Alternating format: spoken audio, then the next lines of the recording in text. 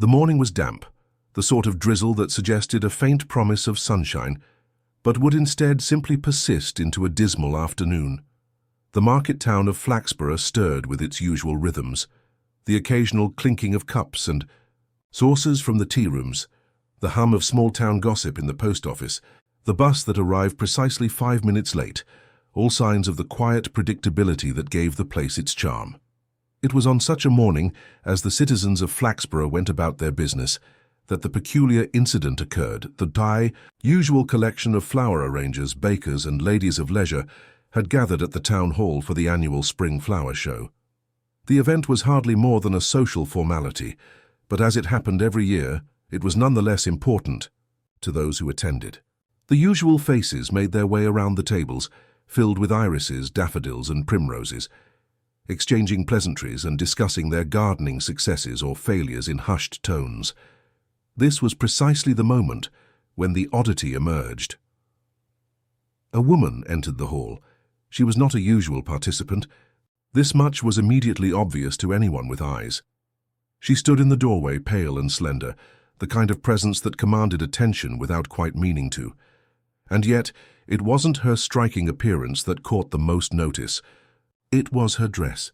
The color, or lack of it, was what drew the eye. A black dress, plain, simple, with a modest hemline, but undeniably unusual for a flower show.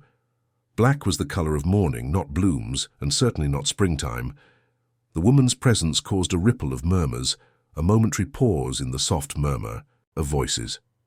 "Goodness, I didn't know we were having a funeral," Mrs. Beasley whispered from behind her fuchsia-covered parasol, her large hat perched precariously as she peered over the edge of a vase of daisies.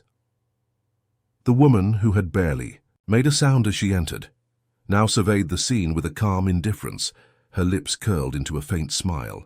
It wasn't an expression of joy, exactly, but something more unsettling, as if she was amused by the absurdity of the gathering around her. A smile too wide for the occasion, too knowing for such a trivial event.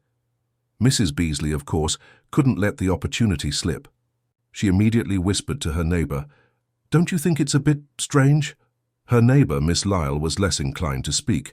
She had, after all, learned to mind her own business. But she did raise her eyebrows ever so slightly, a signal to Mrs. Beasley that she too noticed the woman's strange attire. "Do you suppose she's one of those new women's libbers?" Mrs. Beasley muttered, "They say they don't wear dresses for any occasion now. Might be a protest, I shouldn't wonder." The woman, oblivious to the town's rapidly growing curiosity, wandered slowly past the flower displays, her black dress swishing quietly with each step.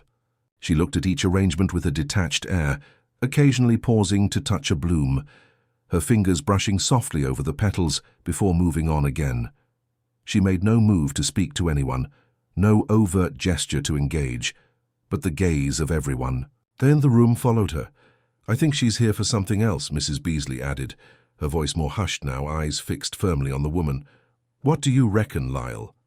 But Miss Lyle had already turned her attention to a much more pressing matter. She had noticed a man slipping in quietly at the back of the hall, his face pale and drawn. Inspector Purbright. The crowd had barely noticed the detective's entry, but Miss Lyle had. She recognized him immediately, of course, and quickly turned her eyes back to the woman in black, wondering what he might think of this curious interruption to the day's flower show.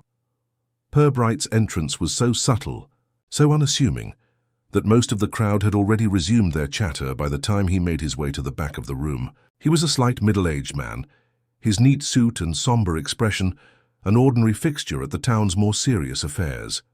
There was a quiet politeness about him that made him blend in, even when he was investigating something as grim as the murder of a local gentleman. Today, however, his eyes were fixed on the woman in the black dress.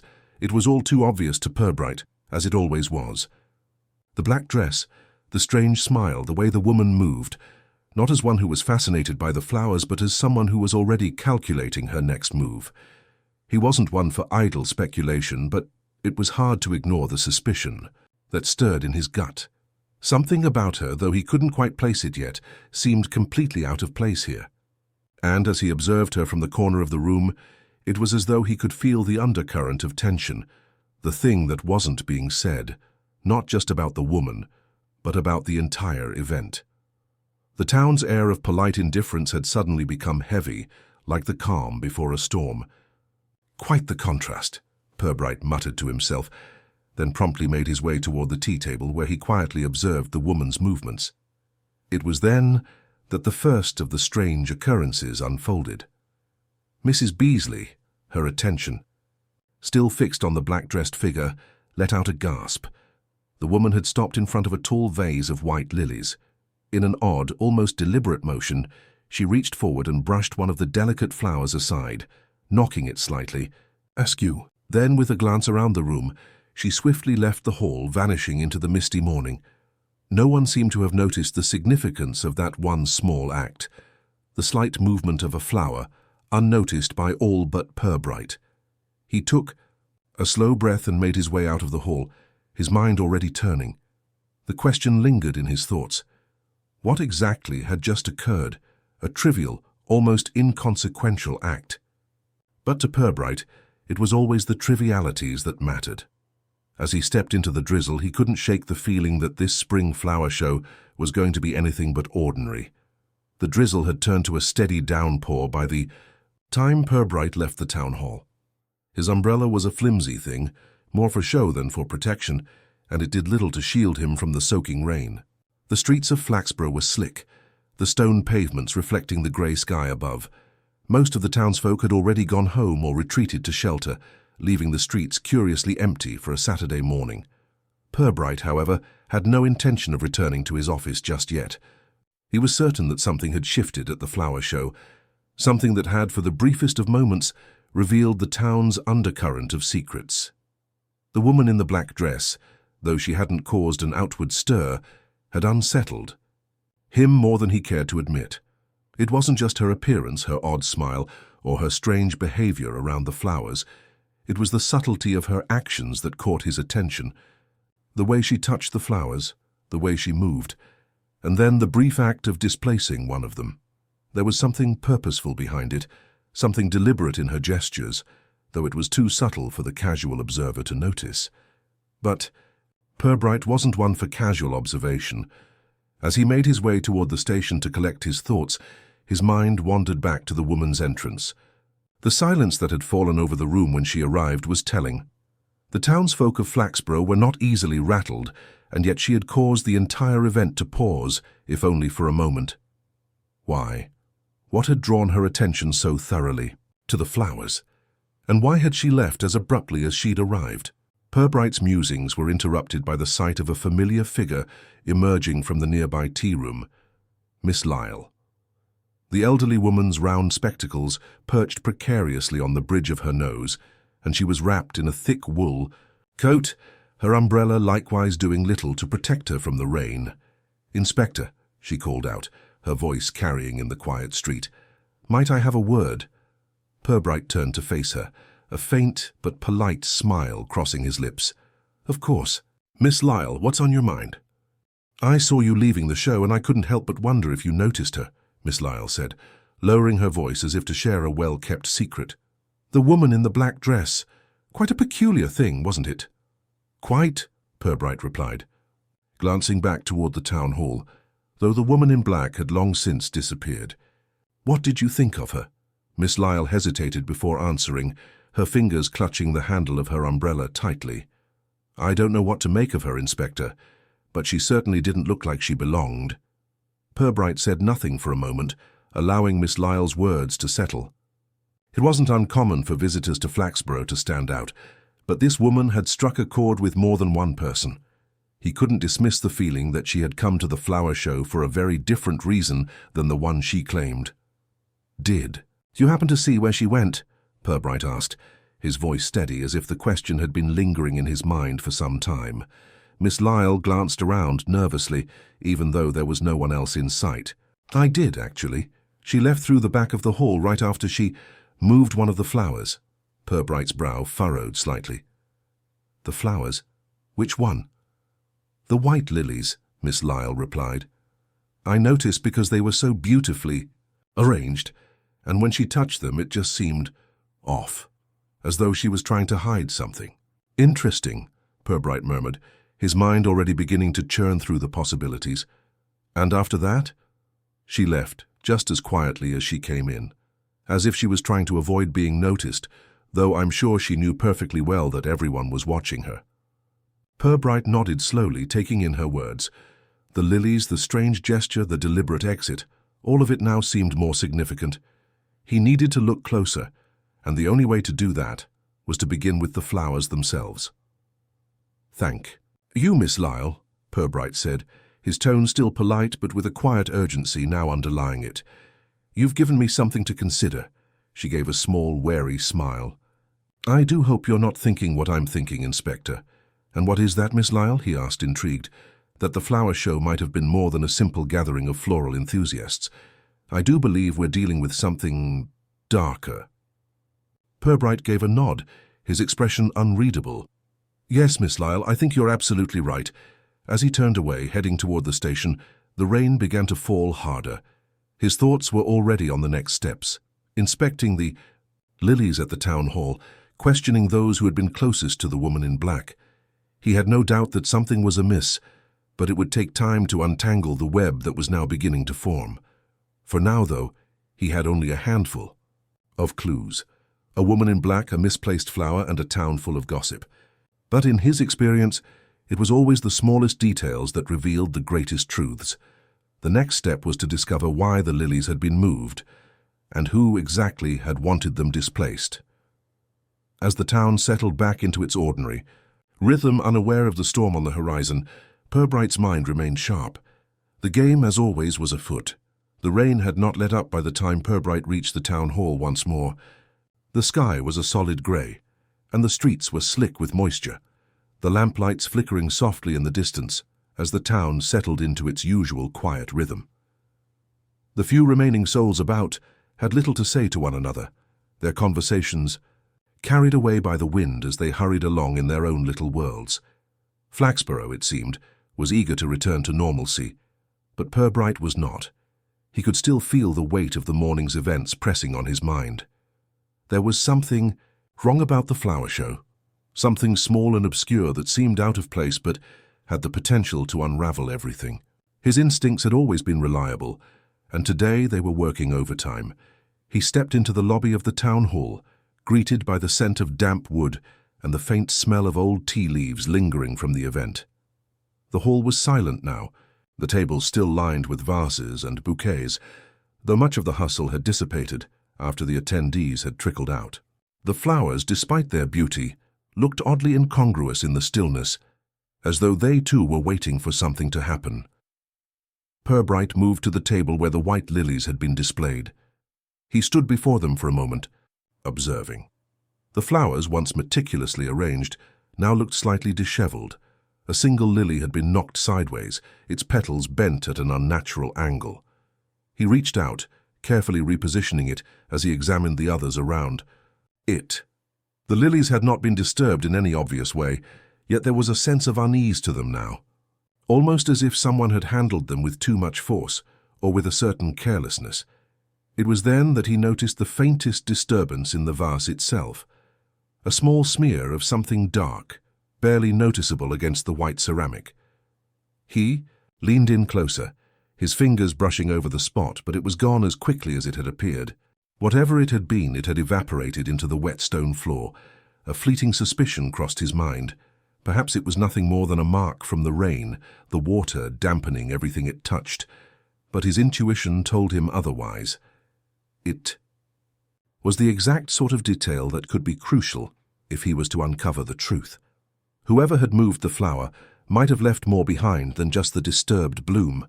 He straightened and turned, scanning the room once more. There was no one around to ask. The last of the show's attendees had already left, and it would be a while before the custodians came through to clean up. But he wasn't ready to leave yet. The faintest sound of footsteps echoed from behind him, a soft shuffle of shoes against the tile. He turned to find the figure of Miss Lyle entering the hall, her umbrella dripping onto the floor as she glanced around with an air of curiosity. "Inspector, I thought I might find you here," she said, her voice a little breathless from the rain.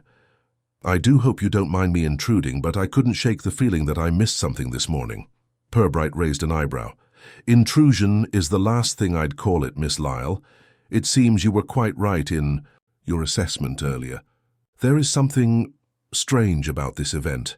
She nodded slowly, her fingers still clutching the handle of her umbrella as though it might anchor her in place. I've been thinking. It's not just the woman in the black dress, is it? It's everything. The way she moved, the way she touched the flowers, as though she knew something others didn't. But the thing is, it wasn't just that. It's the people who were there, too. All of them, Inspector. Did you notice? Purbright's gaze sharpened. Notice what? The way they watched her. Everyone was talking, whispering, exchanging glances, but none of them knew what she was doing there, not really. It was as if they were all waiting for something to happen. Something dramatic. A flicker of thought passed across Purbright's face. Miss Lyle wasn't wrong.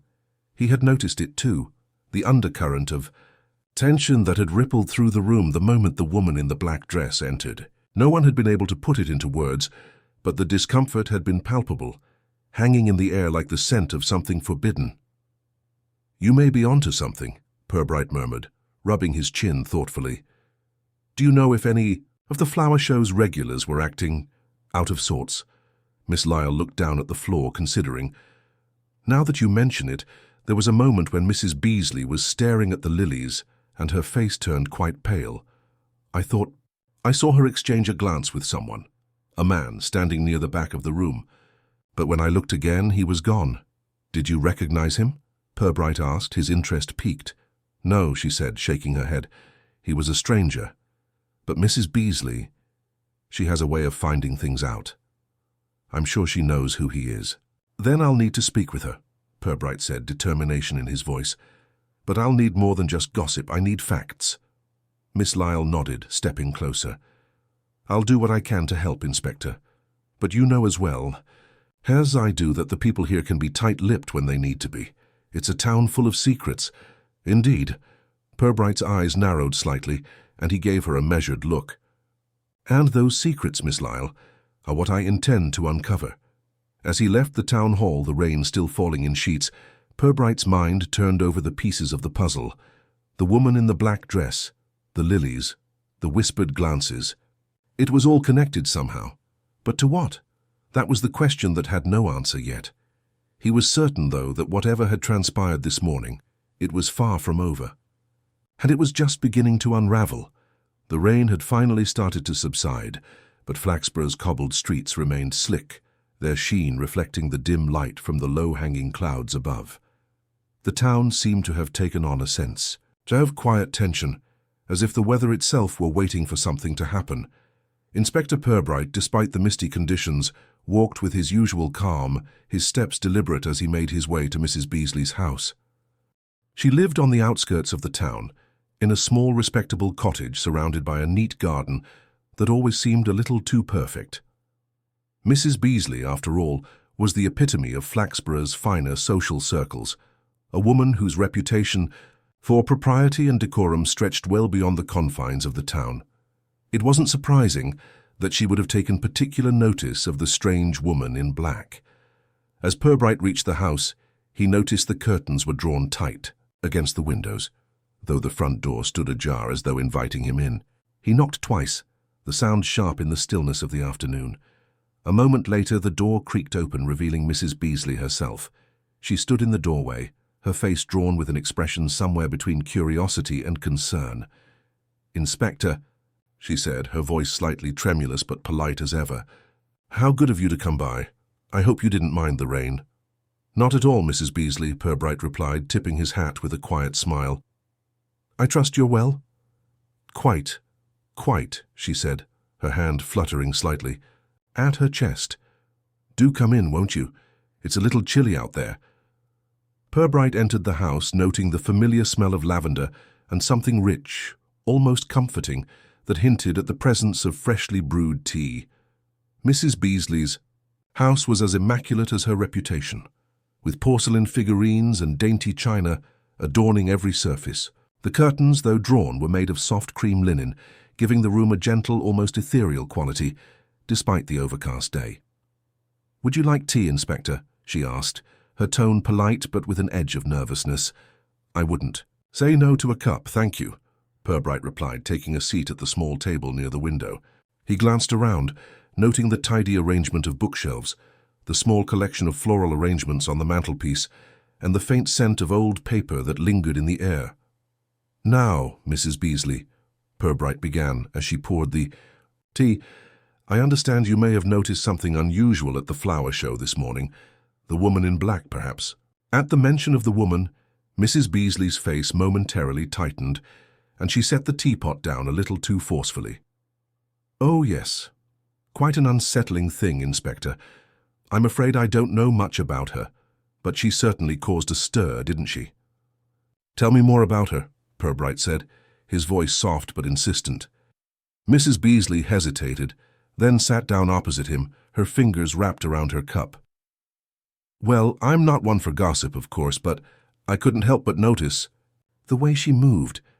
There was something about her, something that didn't belong, but what struck me most was when she went to the lilies." She paused, looking down at her cup. You see, Inspector, I'd just admired them a moment before, and then she touched one, moved it slightly. A small thing, yes, but the way she did it, it seemed deliberate." "Deliberate how?" Purbright pressed, his voice measured. Mrs. Beasley's gaze darted to the window, as though she feared someone might overhear. She seemed to be checking something, as though she were looking for a mark or something hidden. "And then, after she left, I noticed it too." "A mark, yes." Purbright's eyebrows lifted slightly. "A mark?" Mrs. Beasley nodded slowly. "It was faint, Inspector, barely noticeable, but it was there. A little smear of something dark on the edge of the vase. I thought at first it was just dampness from the rain, but then I thought better of it. It was something else, something out of place." "Something out of place?" Purbright echoed, leaning forward slightly. "Mrs. Beasley, can you remember if anyone else saw it?" She shook her head. "Not that I'm aware of. I didn't tell anyone, not right away. I didn't want to make a fuss. But I did notice something else as well." "What else?" Purbright asked, his attention sharpening. "The man," she said, lowering her voice again. "The one who had been standing near the back. The one who seemed to be watching her. I'm sure you've seen him. He wasn't someone from the show, and he was very discreet. Hard to place, but he was definitely watching her." Purbright's mind whirred as he processed this new information. A man, a mysterious figure, watching. The woman in black. There was no doubt in his mind now. This wasn't just a random interruption to a dull flower show. There were connections here, and they weren't going to be uncovered by the usual polite exchanges and idle gossip. "You mentioned he was discreet," Purbright said, his voice thoughtful. "Did he seem to know her?" Mrs. Beasley looked troubled. "I couldn't say for sure, but when I caught sight of him, he looked tense, as though he was waiting for something. And then, when she left, he followed her out." Purbright nodded slowly, taking in the weight of her words.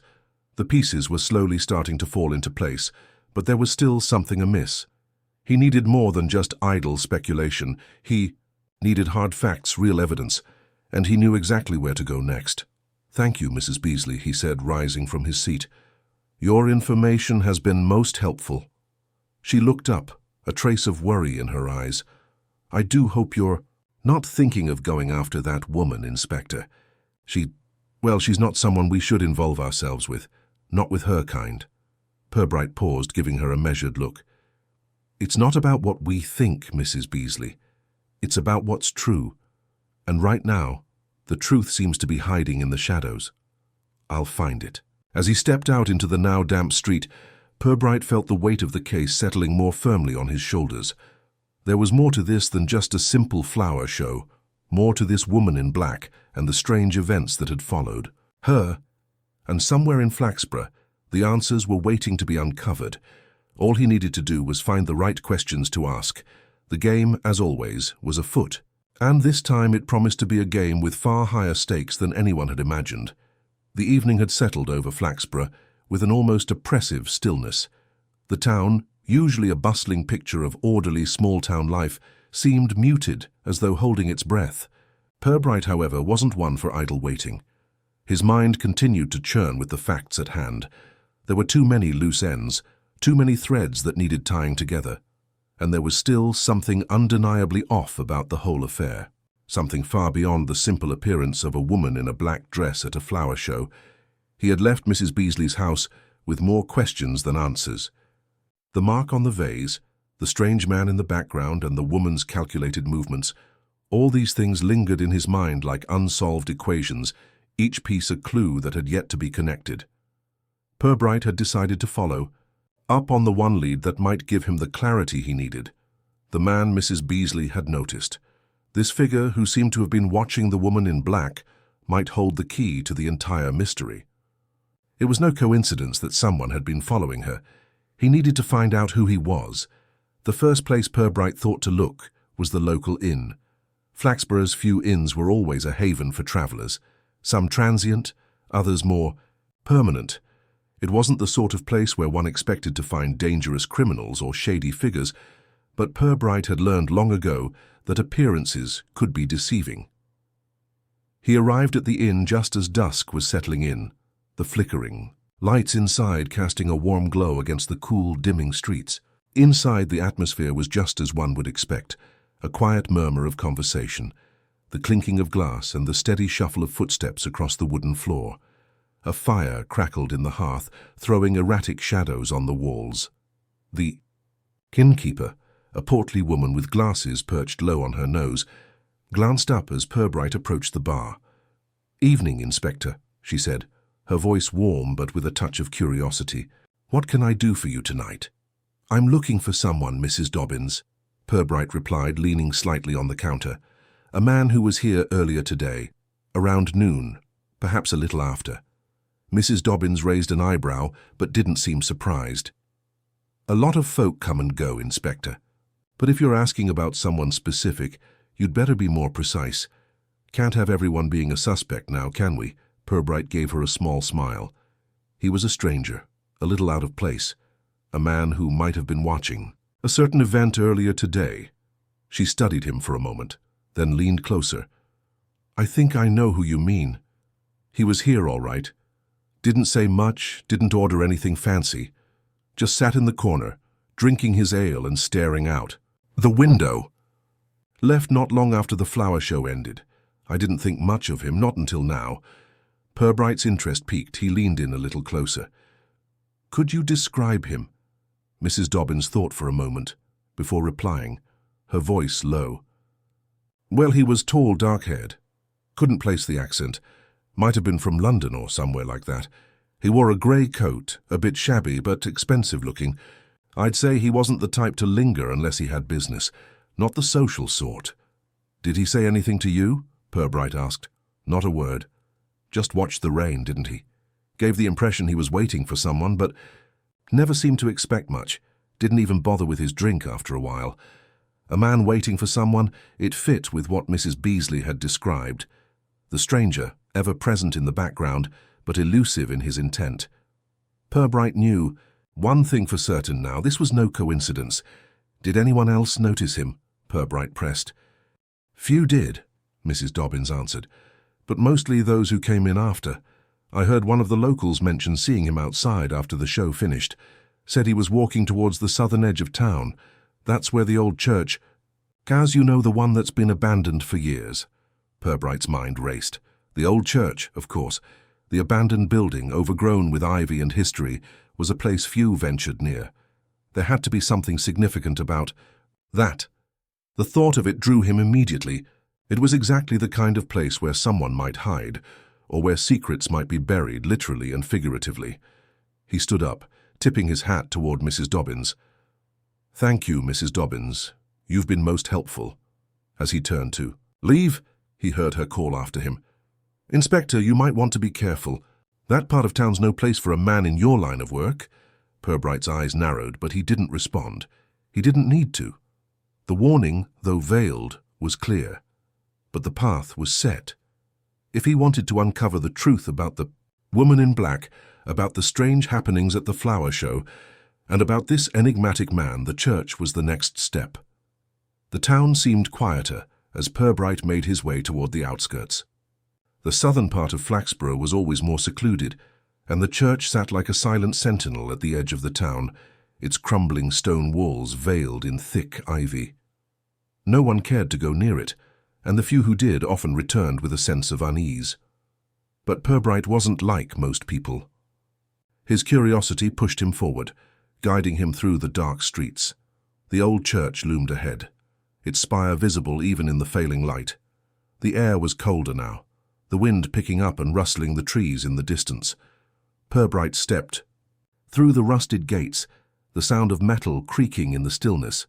Inside, the church was dark, its once grand architecture now faded and abandoned. The floor was scattered with debris, broken stained glass, fallen beams, and forgotten relics of a time long past. The silence was oppressive, as though the building itself were holding its breath, waiting for something to happen. And then he saw it. At the far end of the church, standing near the altar, was the man, the same tall, dark-haired figure who had been watching the flower show. His back was to Purbright, but there was no mistaking his presence. Purbright's hand went to his coat, his fingers brushing against the cold metal of his revolver. But he didn't draw it yet, not until he knew what the man was up to. As he stepped closer, his footsteps soft on the stone, the man turned, and for the first time their eyes met. The stranger's face was grim, but his expression softened with a hint of recognition. It was the sort of look that said, "I knew you'd find me here." Purbright held his gaze, waiting for the man to speak first, but the silence between them stretched out, as heavy and foreboding as the church itself. Finally the man spoke, his voice low and steady. "I thought you might be here soon, Inspector." Purbright nodded. "And you, Mr. Thompson? What brings you to this forgotten place?" Thompson's lips curled into a thin smile. "It's not the place, Inspector. It's the people. They always leave something behind, and sometimes what's left behind is just as important as what's found." Purbright didn't answer right away. He didn't need to. The game was shifting now, the pieces falling into place, and with each passing moment, the truth was getting closer. And it was hiding, as he suspected, in the shadows of Flaxborough's forgotten past. The silence hung thick in the church, only the distant sound of the wind stirring the trees outside, offering any break to the stillness. Inspector Purbright stood still, watching Thompson, his mind calculating every possible move. The man, standing with his hands loosely by his sides, hadn't moved an inch since their eyes had met. There was something about his calm demeanor that was almost unnerving, as if this meeting had been planned and the man had been waiting for him, waiting for the right moment. Purbright took a careful step forward, his eyes never leaving Thompson's face. "I'm surprised to see you here, Mr. Thompson," he said, his voice steady. "You don't seem like the sort of man to frequent abandoned churches." Thompson's lips twitched into a faint smile, though his eyes remained dark and unreadable. "And yet here we are," he replied, his tone low, almost as though they were having a casual conversation. "It's funny, isn't it? How places like this, forgotten by time, are the perfect hiding spots for secrets." Purbright didn't react immediately, but his mind was already piecing the fragments together. This wasn't the first time he'd heard such a remark. Hidden secrets, forgotten things. Everything was pointing to something buried, something in Flaxborough's past that was waiting to be uncovered. But it wasn't just about the town's history. It was about the woman in black. "Why the secrecy, Thompson?" Purbright asked, his gaze narrowing. "What do you know about the woman in black?" Thompson's smile faltered, the briefest flicker of something passing over his features before he regained his composure. He seemed to weigh the question before answering, his voice taking on a more deliberate edge. "You're asking the wrong question, Inspector. The real question is what you're willing to see." Purbright wasn't sure what to make of the response, but the sensation that something much larger was at play, something beyond the trivialities of a strange woman and a flower show, intensified. He had been circling around the truth, nudging it from all angles. But it was clear now that Thompson wasn't going to make things easy. There was a game being played, and Purbright was just a piece in it. "You've been watching her, haven't you?" Purbright pressed, his voice cutting through the thick tension.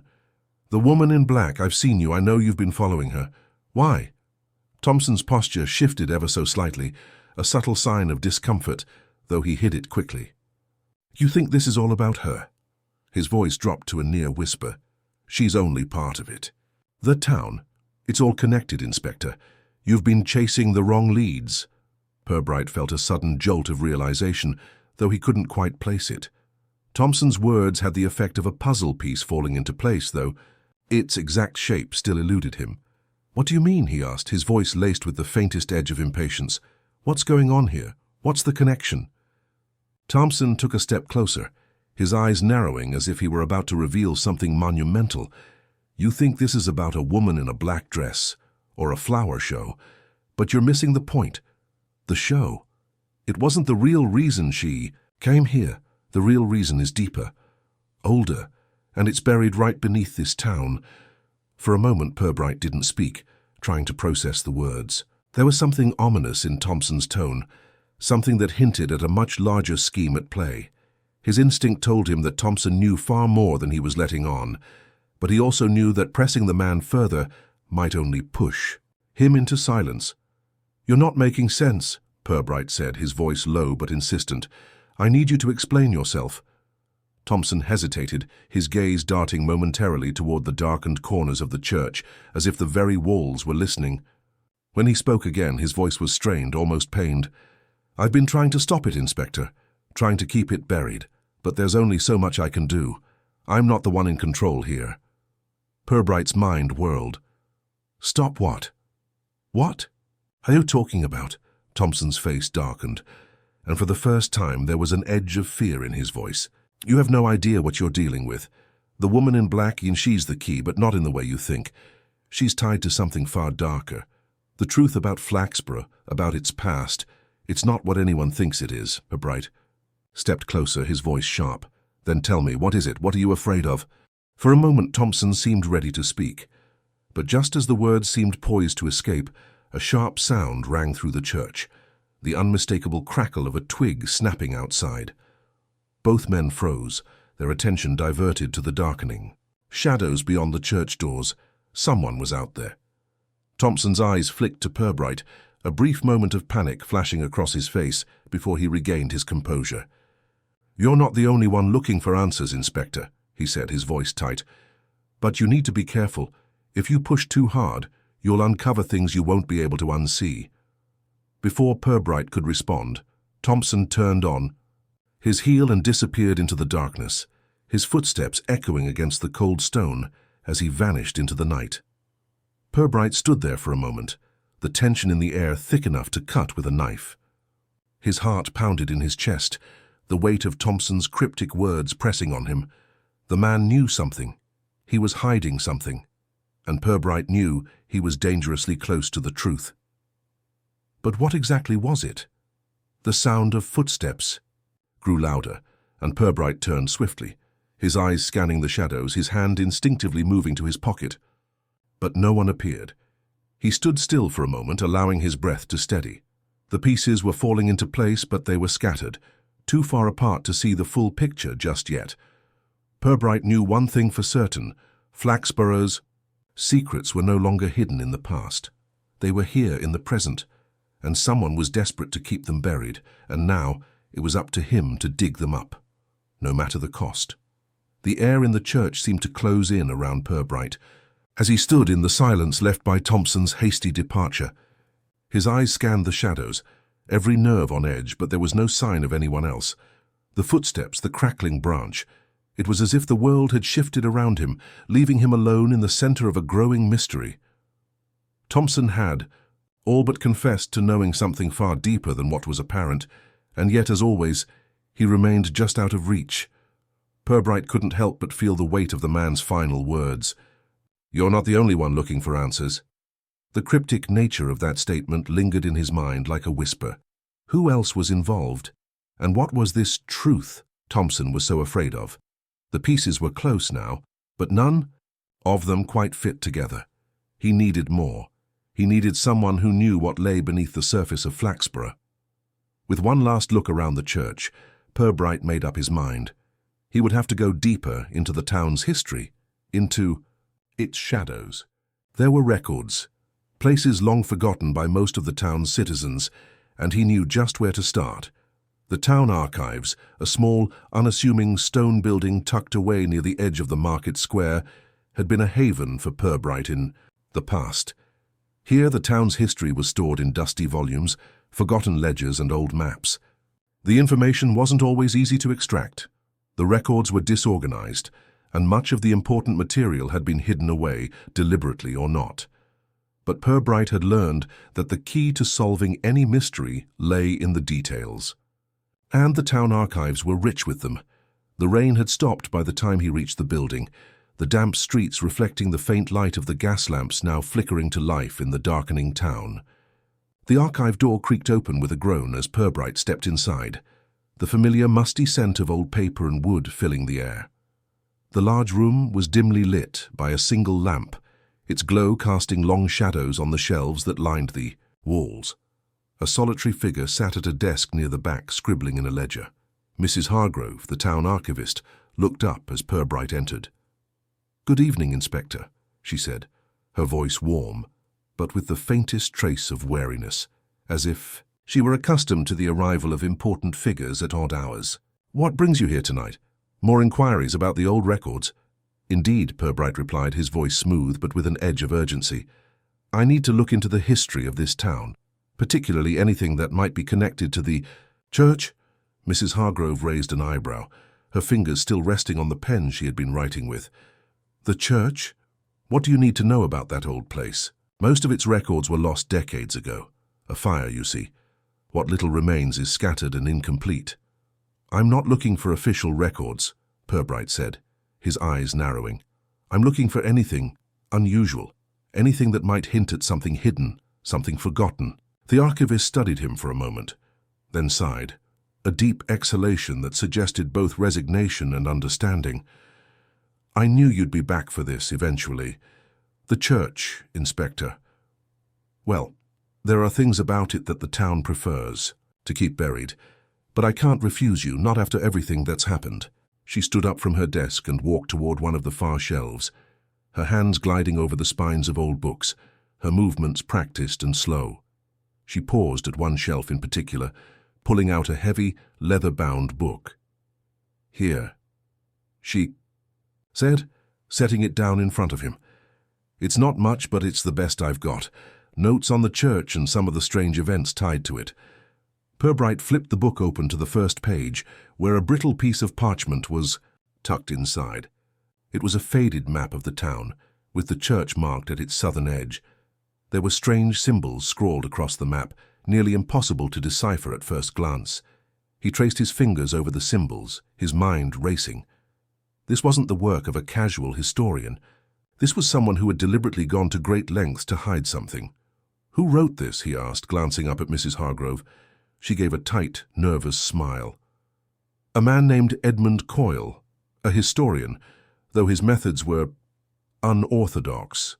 He spent years researching the town's past, particularly the church, and then suddenly disappeared. Some say he uncovered things he shouldn't have, but the town never cared much for his work after he left." "Disappeared?" Purbright echoed. His interest piqued. "What do you mean, disappeared?" "Well, he was last seen in the early 1920s, Mrs. Hargrove said. "He was obsessed with the church, and some people say he was on the verge of something big, but one day he simply vanished. No one ever found out what happened to him. Some think he went mad. Others think he found something he shouldn't have. Either way, it all ended with him." Purbright turned the page, his fingers lingering on the brittle paper as he examined Coyle's notes. The symbols on the map matched those scrawled in the margins of the page, and as he read through Coyle's cramped handwriting, the words grew, more and more ominous. They referred to buried truths and hidden history, and there were vague references to the ritual and the watchers. He looked up from the book, his mind turning over what he had just read. What kind of ritual was he referring to? Mrs. Hargrove hesitated, her gaze dropping to the floor. "I don't know for sure, but there's always been talk, strange whispers. Some say the church was the site of ceremonies, dark ones. I never believed it, of course, but I think Coyle might have uncovered something." Purbright's thoughts were racing now, the pieces slowly clicking into place. The church, the symbols, Coyle's obsession, and the mysterious disappearances. This wasn't just about the woman in black anymore. It was about something much larger. Something that had been buried beneath the town's calm facade for decades. "Thank you, Mrs. Hargrove," he said, closing the book and standing up. "This is more helpful than you know." She nodded, her expression a mix of concern and relief. "Be careful, Inspector.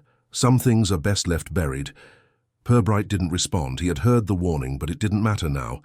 He had come too far. The pieces of the puzzle were finally falling into place, and the truth about Flaxborough's dark past was just within his reach. As he stepped back into the night, the weight of what he had learned pressed on him. He knew one thing for certain. The town's secrets weren't just hidden in its history, they were alive, and they would stop at nothing to remain that way. The streets of Flaxborough were quiet as Purbright made his way back from the archives.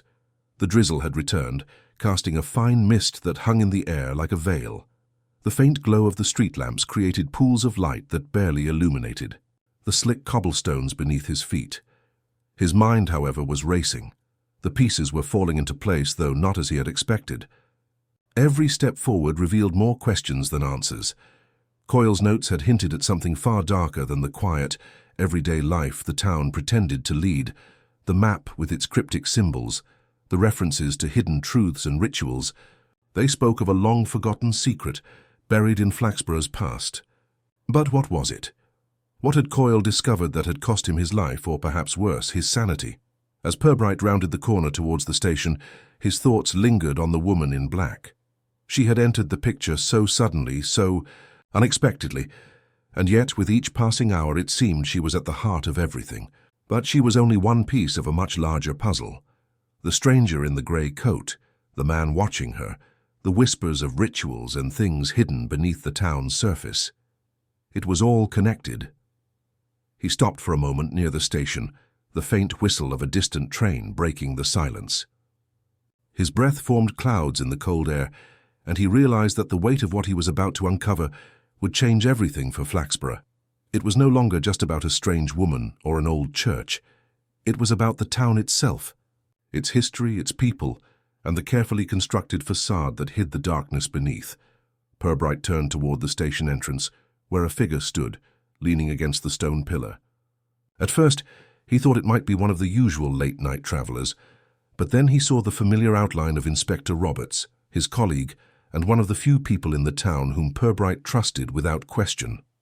"Roberts," Purbright said, his voice neutral but with an underlying tension. "I didn't expect to find you here." Roberts straightened up, a knowing look in his eyes. "I could say the same to you, Purbright. I've been following you, or at least trying to. But it seems you've been keeping yourself busy." Purbright raised an eyebrow. "Following me?" Roberts gave a small, amused smile. "More like keeping tabs. We've both been chasing shadows, haven't we? You're not the only one who's noticed that there's more going on in Flaxborough than meets the eye." Purbright's interest was piqued. "You've been digging into this too?" "I've been keeping an eye on the townspeople," Roberts replied, stepping closer, "and I've seen some things that don't sit right. There's talk about the woman in black, of course, but there's something else, something older, something that ties back to the church, just like you said." Purbright's gaze sharpened. "You've been looking into the church?" Roberts nodded. "A few of the older folks in town mentioned it. There are stories about rituals, about things that happened there long ago, things that got swept under the rug when the church was abandoned. But there's one person who might know more, someone who's been around long enough to remember what happened back then." "Who?" Purbright asked, his mind already turning to the next move. "Her name's Agnes Whitley," Roberts said quietly. "She's the oldest resident in town, been here for more than 70 years, lives on the outskirts of the village near the old cemetery. Most folks don't talk to her much anymore. Too many strange things happened when she was younger, and they think she's, well, a bit off, but I think she knows something about the church." Purbright didn't hesitate. "Let's go see her." The two men made their way toward the edge of town, past the rows of neat cottages, and the lingering fog that seemed to crawl through the streets like a living thing. The path to Agnes Whitley's house was narrow and winding, bordered by thick hedgerows that had long ago grown unruly. The house itself was tucked away in a corner of the cemetery, a weathered, ivy-covered building that looked as though it had been there for centuries. As they approached the front door, Purbright couldn't shake the feeling that they were about to uncover something far more dangerous than they had anticipated. The town had always seemed so peaceful on the surface, but the deeper he dug, the more he realized that its foundations were crumbling. Beneath the small-town pleasantries, there were secrets buried so deep that even the townspeople didn't want to acknowledge them. Purbright knocked gently on the door, the sound of it echoing through the still night. There was a long pause before a voice, thin and quivering, answered from inside. "Who is it?" "It's Inspector Purbright," he said calmly. "We'd like to speak with you, Mrs. Whitley." There was another pause, followed by the sound of shuffling footsteps. The door creaked open slowly, revealing an elderly woman standing in the doorway. Her face was wrinkled with age, but her eyes were sharp, alert, and filled with something more than just the weariness of time. She regarded the two men with a mixture of suspicion and curiosity. "I know what you're here for," she said, her voice raspy. "You think I know something about the church, don't you?" Purbright didn't answer immediately. Instead, he studied her face carefully. Agnes Whitley was no fool. She had seen the change in the town long before anyone else had, and now as the town's secrets began to surface, she was the key to unlocking the truth. "You've lived here a long time, Mrs. Whitley," he said finally. "Long enough to know what's been hidden, and I think you know more about the church than you're letting on." Agnes Whitley's lips tightened into a thin line. For a moment, she didn't speak, her gaze drifting toward the darkened cemetery behind her house. The wind howled through the trees, and the atmosphere grew thick with the promise of revelation. "You should have stayed away," she said almost too softly. "Some things are better left alone, Inspector, but now that you've come this far—" She paused, her expression darkening. "I suppose it's time you knew the truth." Purbright took a step forward, his heart quickening. "The truth about what, Mrs. Whitley?" "The truth about Flaxborough," she whispered, "and the things that have been waiting here all these years." Before Purbright could press her further, she turned sharply, stepping back into the house and motioning for them to follow. The door creaked shut behind them, sealing them inside with the weight of history that had long since been forgotten by most. And in that moment, Purbright knew that whatever she had to say, it would change everything. The town's secrets and the dark forces that had been lurking beneath them were about to be laid bare. The door shut behind them with a heavy thud, and for a moment the only sound in the room was the wind rattling against the windows. Agnes Whitley didn't lead them further into the house, but rather gestured for Purbright and Roberts to remain in the cramped entryway. The walls were lined with old portraits, their once proud frames now coated in layers of dust. The air inside the house was thick with age, the smell of old books and something else, something earthy like damp earth and decay. Agnes stood before them, her thin fingers twisted together in front of her, and her piercing eyes never left Purbright. There was something deeply unsettling about her, as though she carried the weight of generations of secrets on her frail shoulders. "You've come looking for answers," she said, her voice quieter now as though she were speaking to herself. "But you won't like the ones you find." Purbright remained silent for a moment, his instincts telling him that she wasn't just talking about the church, but about something far more significant. "What do you know about the church, Mrs. Whitley?" he asked, keeping his voice calm. "What happened there?" She gave a small, bitter laugh. "What happened there? What didn't happen there?" she muttered, stepping toward a small wooden table cluttered with papers and yellowed letters. She picked up a brittle piece of parchment, her gnarled fingers trembling as she handled it. "That place, that church has seen more blood than any of you could imagine, more than any of you would want to know." Purbright stepped closer, his eyes scanning her face, trying to read the truth in her expression. "What do you mean by that? What was going on in the church all those years ago?" Agnes turned to face him, her face darkening. "It wasn't always like this. People in this town were different once. They knew things, believed things.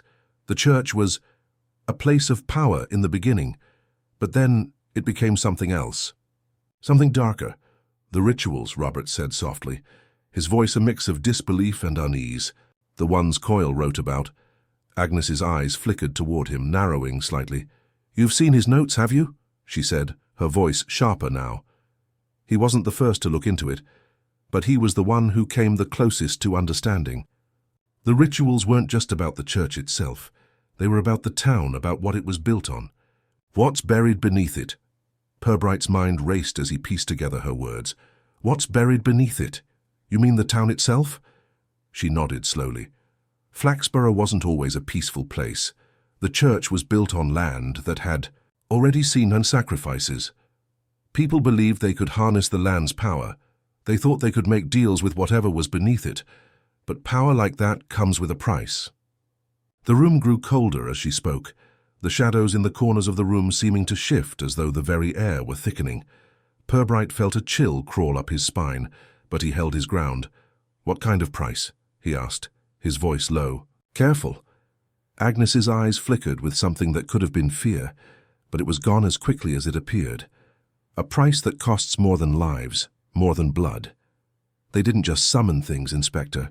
They bound them, things that were meant to stay buried, and they made a pact that would keep the town safe and in exchange for something else. Purbright's pulse quickened. What was the pact? What did they give up? Agnes's voice dropped to a whisper, her words coming slowly as though each one took great effort. They gave up their souls, the town's soul, you could say. They bound it to the land, to the church, to the very stones of Flaxborough, and as long as the pact held, Flaxborough would prosper. But if it ever broke... Her voice trailed off, leaving the sentence unfinished, hanging in the air between them like a forgotten warning. Purbright's mind was spinning. A pact, souls, power.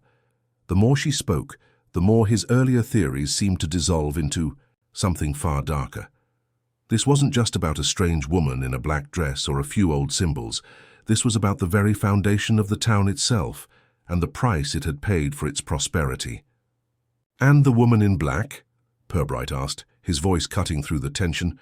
What's her role in all of this? Agnes stiffened at the mention of her. She's the key, she said, her voice heavy with reluctance. The woman in black isn't just some traveler, Inspector. She's a part of it. She's been here before many times throughout the years. Each time the pact weakens, she appears. Purbright felt a knot tighten in his stomach. You mean she's part of the ritual? Not exactly, Agnes replied. She's a harbinger, a signal that the pact is breaking, that the land is waking up again. And when that happens, everything that's been buried, everything that's been kept hidden, will come to the surface. Purbright's mind reeled, but he didn't let his thoughts show. This was bigger than he had imagined. The woman in black wasn't just some passerby. She was tied to the very heart of Flaxborough's dark past. And now, with the ritual faltering, the town was on the brink of something catastrophic. What happens when the pact breaks? Roberts asked, his voice laced with disbelief. What are we dealing with? Agnes's eyes widened, and for a fleeting moment, she looked truly afraid. You don't want to know, Inspector, she said, her voice barely above a whisper. You won't survive it. No one will. The room grew still, and for a moment, there was nothing but the sound of the wind howling outside, rattling the windows. Purbright could feel the weight of the town's history pressing in on him. The truth was no longer something to be uncovered. It was something to be stopped. We need to stop it, Purbright said, his voice steady despite the gravity of the situation. Whatever is happening, whatever's about to happen, we can't let it unfold. Agnes's gaze softened, but there was a hint of resignation in her eyes. It's too late for that, Inspector. The land has already begun to stir. The woman in black has come again, and once she arrives, there's no turning back. Purbright took a deep breath, the chill of her words settling like ice in his veins. But he couldn't afford to back down now, not after everything he had uncovered, not when the fate of Flaxborough was hanging by a thread. We still have a chance, he said, more to himself than to her. But I need to know everything, everything you haven't told me. Agnes looked at him one last time, her eyes heavy with the weight of the truth she had just shared. Then, with a sigh that seemed to carry the years of the town's hidden past, she spoke. Then you'd better prepare yourself, Inspector, because what you're about to face isn't something any of us are ready for. Purbright didn't respond. He didn't need to. He knew now that the town's darkest secrets were about to be dragged into the light, whether it was ready or not. The silence in the room stretched between them like a heavy curtain. Agnes Whitley's words lingered in the air, their weight sinking into Purbright's chest, tightening his resolve. The truth was clear now, yet the full magnitude of it seemed almost impossible to grasp. Flaxborough was built on something far darker than anyone had ever suspected, and the woman in black, the ritual, the pact, it all pointed to a force that had been buried for generations. A force that was now waking. Purbright's mind raced. There had to be something he could do to stop it. He couldn't let this happen, not to the town, not to the people he had sworn to protect. But Agnes's warning echoed in his ears. Once she arrives, there's no turning back. "We need to find out where she is," Purbright said, his voice sharp, cutting through the lingering tension. "The woman in black, she's the key, and we need to stop her before it's too late." Agnes's eyes darkened, and for a moment, Purbright saw something in her expression, something almost like fear. "It's already too late," she whispered, her voice trembling for the first time. "The signs are all there. She's already here." Robert stepped forward, his hand resting on the back of a nearby chair as he looked between the two of them. "If she's here, then what happens next? What's the final piece of the puzzle? What's going to break the pact?" Agnes closed her eyes for a long moment, as though summoning the strength to continue. When she spoke again, her voice was low and heavy, as though the very words were painful to utter. "The ritual, it's tied to the land, to the church. It's meant to ensure the town's safety, but in exchange it demands a sacrifice. Every year, every decade, the town's blood has been spilled to keep it all in place. The woman in black is the one who ensures the balance is kept, but once the pact begins to crack, once the signs start to show, it means the land is hungry again, and the hunger. It cannot be satisfied without a price." Purbright felt a chill run down his spine. He could almost hear the wind howling outside, pressing against the house as if trying to force its way in. "A price? You're saying that the town has been paying for its safety all along?" "Yes," Agnes replied softly. "The price is always paid, and once the pact breaks, once the ritual is incomplete, the land will demand its due. The woman in black, she's not just a part of it. She is the keeper of the ritual. The last line of defense. If she fails, the town will be consumed."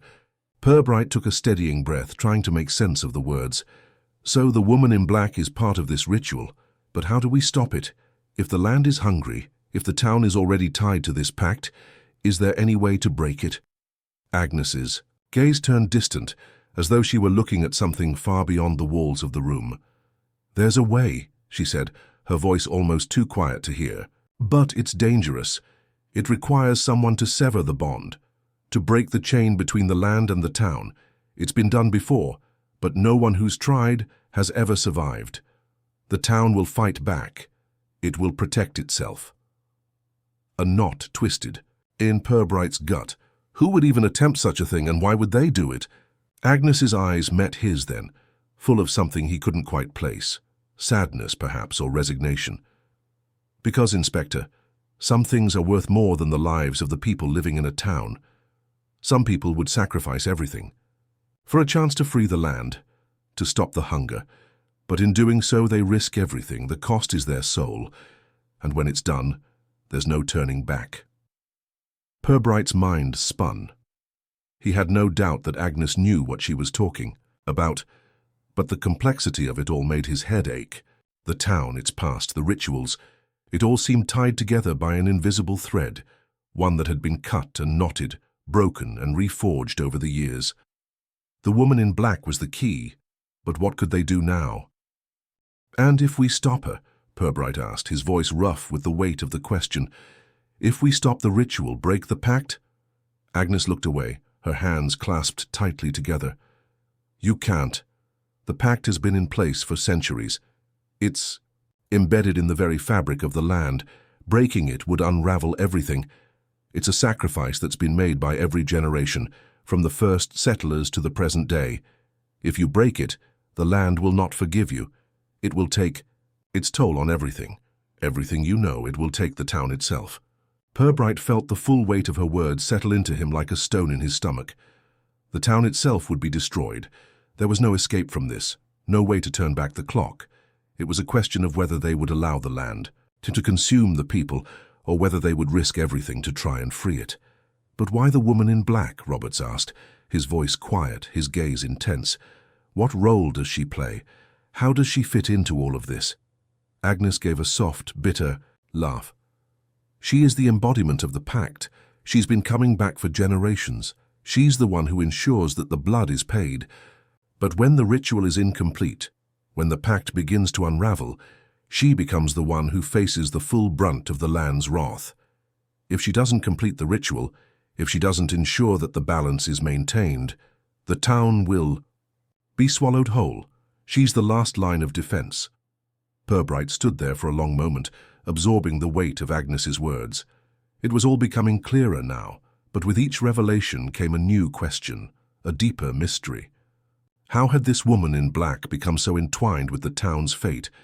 How had the pact been broken, or was it even truly broken yet? There were too many unknowns still. And yet, there was no turning back now. Purbright knew that whatever path lay ahead, it would be a choice between salvation and damnation, for the town, for its people, and for the land itself. "We need to find her," he said, his voice steady but grim. "The woman in black. We have to stop this before it's too late." Agnes nodded slowly, her expression resigned. "You won't find her, Inspector. She finds you." The word sent a shiver down his spine. The woman in black was no mere figure of myth. She was real, and she was already here. Whatever was left of Flaxborough's soul hung by a thread, and Purbright had no choice but to find her, and hope they could stop whatever was coming. The clock was ticking, and the land was hungry. The weight of Agnes's words hung in the air, thick with the promise of something darker just around the corner. She stood there, her frail figure almost swallowed by the shadows of her home, watching Purbright and Roberts with a gaze that seemed to pierce through to their very souls. They had no illusions left now. Whatever had been keeping Flaxborough safe was crumbling, and they were at the heart of the storm. Purbright felt the blood rush in his ears as he tried to make sense of it all. The woman in black, the rituals, the pact, everything was entwined in a web that was too thick to untangle in one sitting. The town had paid its price for peace, but now it seemed that peace was about to be shattered. They were running out of time. "What's the next step?" Roberts asked, his voice breaking through the silence that had fallen over them. His words were taut with urgency, the weight of their mission finally dawning on him. Agnes was slow to respond, as though the question itself demanded too much. "You'll find her," she said, her voice quiet but with a strange finality. "You'll find her when it's time. But understand this, when you do, you won't be able to stop what's coming. Not unless you're willing to pay the price." The room seemed colder then, the very air pressing in on them. Purbright swallowed hard, trying to shake the unease that had begun to settle deep in his chest. "What price?" Agnes's eyes darkened. "The price is always paid, Inspector, and this time it might be your lives." There was no time for further words. The tension in the room was thick, suffocating, and Purbright knew that they had to act quickly. He couldn't afford to wait. The town was on the brink of something terrible, and it had to be stopped. "We need to find her now," he said, his voice low but firm, his mind already running through every possibility. "Agnes, you've told us what we're up against, but where do we go from here? What do we do?" Agnes looked at him, her expression unreadable. Then, without another word, she turned and walked toward the back of the room, disappearing into the shadows of her house. Purbright and Roberts exchanged a brief glance, both understanding that there was nothing more to be gained from staying. The answers they needed were outside the walls of this house, in the streets of Flaxborough, where the woman in black was waiting for them. As they stepped out into the cool night air, Purbright felt a sense of resolve settle over him. The woman in black had been here before, as Agnes had said, and she would return again. The key to stopping whatever was coming lay in finding her, and in stopping the ritual that had kept the town safe for so long. Purbright's thoughts swirled with the weight of everything he had learned, the church, the pact, the land that had been feeding on the town's blood for generations. It was clear now that the only way to break the cycle was to confront the woman in black, and to face the full consequences of what would happen if they succeeded. As they walked through the fog-laden streets, Purbright's gaze flickered toward the southern edge of town. The church loomed in the distance, its silhouette dark and foreboding. The closer they got, the more Purbright could feel the weight of the place pressing down on him. Whatever it was that had been hidden in the church, it was waiting for them. Waiting for the moment when the ritual would come to a head. "There's no turning back now," Robert said, his voice tight with apprehension. "If we find her, if we stop it, there's no guarantee things will go back to normal." Purbright didn't answer immediately, his mind working furiously to piece everything together. The ritual had been set in motion long ago, and now the time had come to stop it, or to pay the ultimate price. "We have to try," he said finally, his voice steady despite the uncertainty in his chest. "We can't let Flaxborough be consumed. We have to break the cycle." As they neared the church, the air seemed to grow colder, the fog swirling around them in ghostly tendrils. The town felt different now, quieter, as though even the streets were holding their breath. Purbright's eyes scanned the churchyard, the overgrown cemetery beyond, searching for any sign of the woman in black. And then he saw her. She stood by the church doors, her back to them, her black dress billowing in the wind like a shadow. She was waiting, as Agnes had said, waiting for the ritual to be completed, waiting for them to come. Purbright's heart raced, but he didn't hesitate. He stepped forward, his voice cutting through the stillness. "It's over. You're not going to finish it." The woman in black turned slowly, her pale face framed by dark hair, her expression unreadable. She looked at him for a long moment, and then, without a word, she stepped toward him. Her presence seemed to draw the very darkness around them, pulling the night closer, like the land itself was responding to her. "You can't stop it," she said, her voice soft but laced with something ancient. "The pact is already in motion. It has been for centuries. There's no stopping it now." Purbright felt a chill run through him, but he stood firm. "We'll stop it, whatever the cost." The woman in black's lips curved into a faint, almost sad smile. "You think you can, but you don't understand. The land is hungry, and it won't let you leave." A sudden gust of wind swept through the churchyard, and the ground seemed to tremble beneath their feet. The fog thickened, swirling around them, and Purbright could feel the air grow heavy as though the very earth was drawing power from the town, from the church.